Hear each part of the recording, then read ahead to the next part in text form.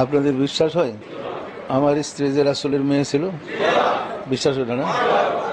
উনি মা ফাতেমা ছিলেন, আবার আপনাদের দয়াল বোন ছিলেন। পরিষ্কার।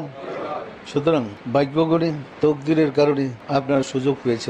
এরপরে যান ফির সাহেবের কাছে, যেমন দেওয়ান বাকি ফির সাহেব, যে তোমাদের বোর্ডটা শুদ্ধ আমার, কোনো চিন্তা করো না, তোমরা তোমাদের কিছু দাবি করতে পারবা না। ওই ভাই যে একটু আগে ওয়াজ করলো, মানে কথা বললো, ওনার সাথে কথা মিলে বলতে চাই, এটা হলো যে ধর্ম এমন একটা বিষয় যেটা মানুষে তখনই একটা মানুষের দ্বারা বিশ্বাস করা সম্ভব বা ধর্ম মানা সম্ভব যে মানুষটার দুনিয়া সম্পর্কে মানে চুল পরিমাণও মানে বিজ্ঞান সম্পর্কে বা দুনিয়া সম্পর্কে কোনো জ্ঞান নাই, এর দ্বারাই ধর্ম মানা সম্ভব। এবার ধার্মিকরা যত জ্ঞানী দাবি করুক নিজেরে, আমি কোনোভাবে এটা আমার বোধগম্য আসে না যে কিভাবে জ্ঞানী হয়, জ্ঞান আছে কিনা এটা আমার সন্দেহ।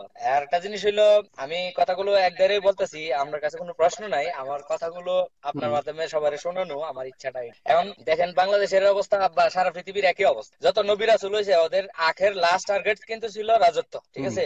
এইটা মানুষে বোঝে না। এবং বর্তমান পরিস্থিতিতে আমরা যদি চোখ বুলাই, বর্তমান অবস্থা, এই অবস্থাতেও দেখা গেছে কি একজন নেতা সাহেব এর সর্বশেষ টার্গেট দেশের জন্য জান দিলাইতেছে, জনগণের জন্য প্রাণ দিয়ে লাগে, কিন্তু যখন সে এমপি হয় তখন তার বাড়িতে 32 তলা বিল্ডিং। আর যখন মৌলভী সাহেব ওয়াজ করতেছে দুনিয়া সম্পদের কোনো দাম নাই, তোমরা দুনিয়ার প্রতি লোভিত হইও না, এই না সেই না বকর চক্কর ওয়াজ করিতেছে, তখন ওয়াজ শেষে মোল্লা সাহেবের 30,000 টাকা হাদিয়া, ওয়াজ শেষে মোল্লা সাহেবের 30,000 টাকা হাদিয়া, বছর শেষে মোল্লা সাহেবের ভাই 7 তলা বিল্ডিং। আর যারা ওয়াজ শুনলো এরা কিন্তু মজুরি থেকে গেল, বুঝতেছেন? এরপরে যান ফির সাহেবের কাছে, যেমন দেওয়ান বাকি ফির সাহেব, যে তোমাদের বোর্ডটা শুদ্ধ আমার, কোনো চিন্তা করো না, তোমরা তোমাদের কিছু দাবি করতে পারবা না, ঠিক আছে?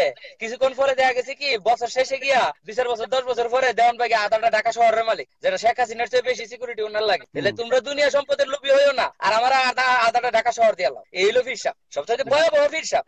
এই যে ধর্মের যে ভয়াবহতা, এরপরে শিক্ষাগত দিক থেকে তো ওই দিন বললাম ওই যে কতটা পিছে ফেলা একটা জাতিরে, শিক্ষাগত দিকের ব্যাপারটা যদি চিন্তা করেন, এই যে তিনটা দিক আমি বললাম যে নেতা সাহেব, মোল্লা সাহেব, ফির সাহেব, এই তিনের মধ্যে রেহান ভাই খুবই ভালো কথা বলছিলেন, আমারও ওনার কথা শোনার ইচ্ছা ছিল, কিন্তু ওনার লাইনটাতে বোধহয় ডিস্টার্ব হচ্ছে।